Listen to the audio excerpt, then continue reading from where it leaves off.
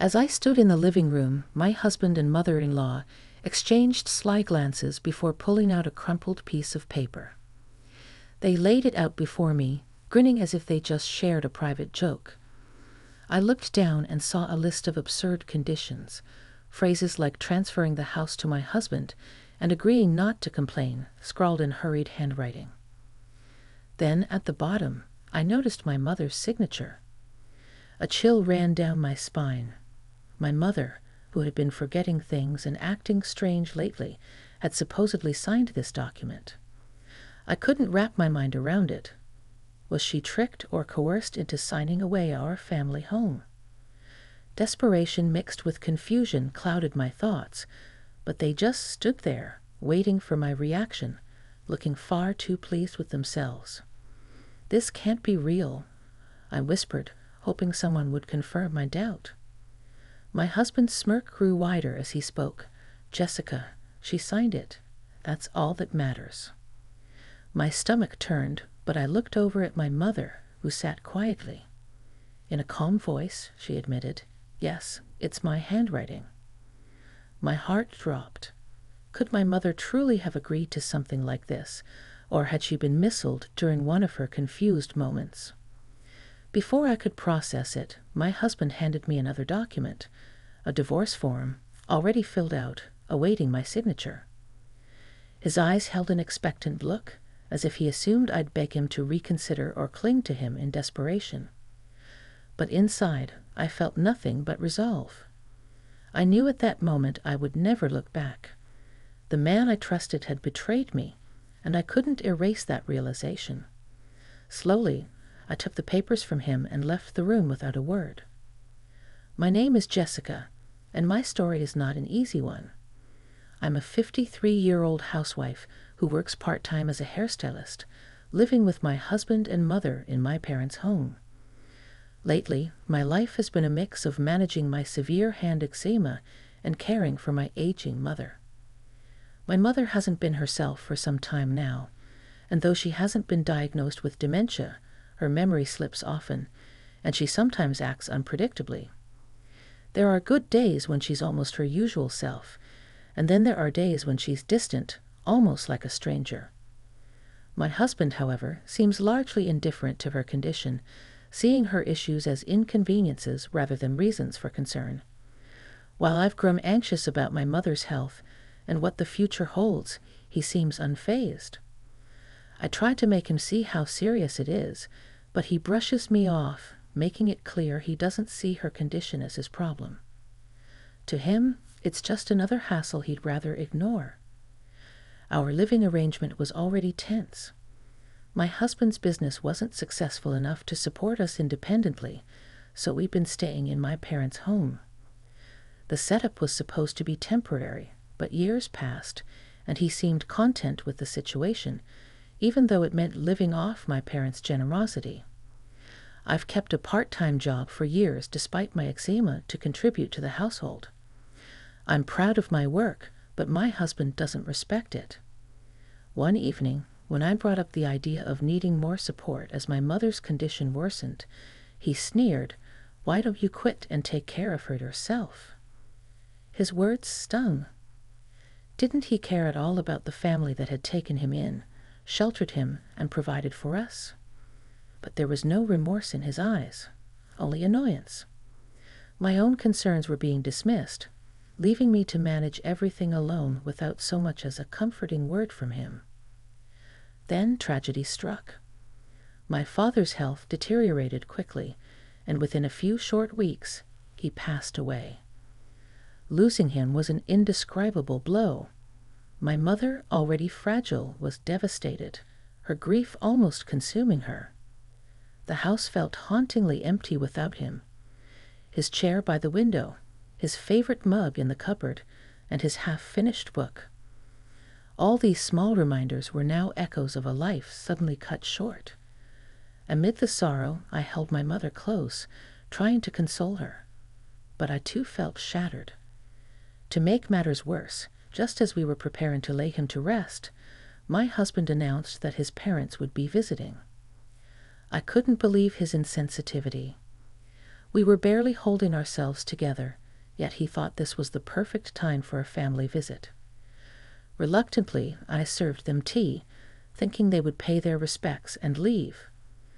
But instead, they began making plans to clean out the house. Sitting across from my mother-in-law, I explained that we weren't ready to part with my father's belongings just yet. She seemed unimpressed and argued, "That's inconvenient. We can't delay things forever." Her tone was dismissive, as though my grief was nothing more than an inconvenience. It was then that my husband dropped a bombshell. "My parents and I will be moving in," he announced. I stared at him, shocked, certain I had misheard. This was my home, the place my parents had built and cherished. But his expression was cold and unyielding. "It's already been decided," he said, leaving no room for argument. My mother-in-law chimed in, reminding me that they'd discussed it with my mother and had her signature to prove it. I could hardly believe what. I was hearing how they pressured my vulnerable mother into agreeing to such a thing during one of her confused moments.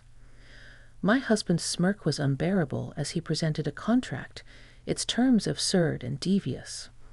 The document claimed ownership of the house would transfer to him, and among other outrageous clauses, it included my mother's shaky signature at the bottom. "This isn't valid," I said, my voice trembling with anger and disbelief. She was manipulated into signing this. But he responded with a smug grin. "Jessica, you're the one who said she doesn't have dementia." His twisted logic made my blood boil. He was using my own words against me, twisting them to justify his betrayal. Before I could argue further, he coldly instructed us to leave, threatening to call the police if we didn't comply. We were cast out of my own childhood home, forced to leave with only what we could carry. I clutched a pair of my father's old leather shoes, the only thing I could grab in those desperate moments. They were a small memento of him, a piece of the life I just lost, taken away by the very people I had once called family. As my mother and I drove away, my mind raced with anger, heartbreak, and disbelief. The betrayal felt like a physical blow, leaving me breathless and shaking. I glanced at my mother, whose face was serene, even smiling. She broke the silence, saying softly, "This is happiness." I couldn't comprehend how she could feel that way in the face of such loss. How could she be calm? She turned to me, her eyes clear and bright, saying, "Sometimes letting go is the best thing we can do." Her words echoed in my mind, challenging my grief and anger. I didn't understand her perspective, but her peaceful expression gave me strength. Her unexpected wisdom stirred something within me, a tiny spark of hope that maybe this wasn't the end, but a new beginning. With that thought, I resolved to start over. I reached out to my part-time job, explaining my situation, and used my savings to purchase a small house in the neighboring town. The house had a space I could convert into a modest salon, perfect for continuing my work. I called in a few favors, and with help from friends and former clients, I prepared the new space, determined to build a life of my own. My mother, meanwhile, seemed rejuvenated. She took pride in helping out at the salon, sweeping floors, folding towels, and chatting with clients. Her mood had improved noticeably, and she even started reconnecting with the neighbors for the first time in years. I saw her smile, her eyes bright with joy. It felt as though we'd both been given a second chance, and for the first time, I dared to believe in it. Then one day my husband called, his tone cold yet condescending. "Jessica, you can come back now," he said. "I'll forgive you if you put your mother in a facility." His words were like ice, but this time they didn't pierce me. I laughed, feeling a new strength as I replied, "No, thank you." I hung up without another word, knowing I was done with him for good.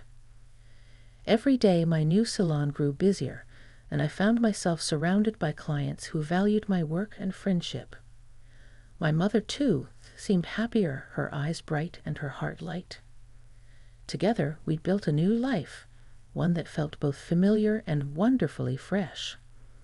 As the weeks passed, our small home became our sanctuary, filled with laughter and the warmth of new friendships. My mother thrived in this environment. Her health noticeably improved as she spent her days helping me and socializing with the locals. But just as we were settling into our new routine, my husband reappeared, showing up unannounced at the salon, his face etched with desperation. He stammered, telling me he'd received an eviction notice, claiming that the family home was being repossessed. I fought the urge to laugh at the irony, realizing that my mother had sold the property, cutting the last tie that bound us to that place. The betrayal had come full circle, and now he was the one left out in the cold. Seeing him standing there, helpless and lost, I felt an overwhelming sense of closure. In his eyes, I saw the consequences of his actions, the weight of his choices finally crashing down on him. And for the first time since leaving, I felt truly free. The life my mother and I had built together was ours, untethered from the shadows of the past. The anger I'd carried for so long began to fade, replaced by the pride of knowing I'd overcome everything he put me through. I looked at him, my former husband, and realized he no longer held any power over me. He was simply a memory, a chapter I'd closed. As he stumbled through a clumsy apology, I knew it was too late. My mother and I had found our peace, and nothing he could say would ever take that from us. With a final nod, I turned away, closing the door on that part of my life for good. My mother smiled as I returned to her side, her eyes full of quiet understanding. In that moment, I knew we had everything we needed. We had each other, our little salon, and a new life that was ours alone.